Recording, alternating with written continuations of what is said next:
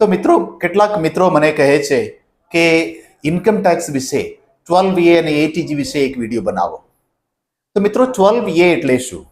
12A એ income tax act મુજબ તમને વેરો ભરવાથી ટેક્સ ભરવાથી તમને મુક્ત મળે છે, છૂટ મળે છે.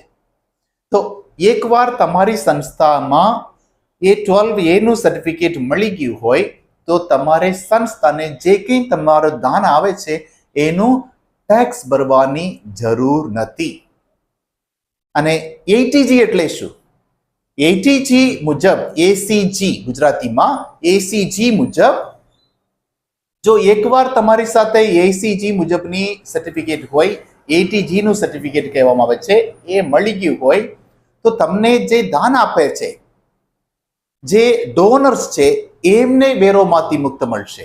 દાખલા તરીકે તમને કોઈ બી વ્યક્તિ 1 લાખનું દાન આપે છે તો એમને 50,000 સુધી એમને મુક્ત મળશે. એને વેરો ભરવાનું નહીં આવે. સામાવાળાને જે દાન કરતા છે, દાન આપે છે, એમને વેરો મળવામાંથી મુક્ત મળશે. એટલે એ સરકારને વેરો ભરે એના કરતા તમારી સંસ્થામાં પૈસા આપે તો એમને વેરોમાંથી મુક્ત મળવાની શક્યતા છે. તો એ એટીજી નું જે ખાસ વસ્તુ છે કે તમને જે ડોનેશન આપે છે એમને મુક્ત મળશે. અને 12A નું એ ખાસી વસ્તુ છે કે તમને જે સંસ્થાને ચેરિટેબલ ઇન્સ્ટિટ્યુશન્સને એ મુક્ત મળશે 12A મુજબ.